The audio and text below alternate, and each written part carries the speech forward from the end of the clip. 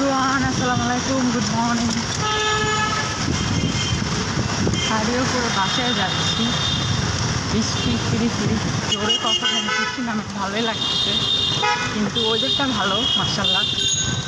বৃষ্টি পড়লে মানে প্রকৃতি নতুন রূপ ফিরে পায়, কিন্তু অনেকের অসুবিধা হয়, যেরকম কাদা হয়, অনেকের বন্যা হয় অনেক জায়গায়, তারপরে অফিসে যেতে সমস্যা, স্কুলে যেতে সমস্যা। ওয়েদারটা কিন্তু সুন্দর।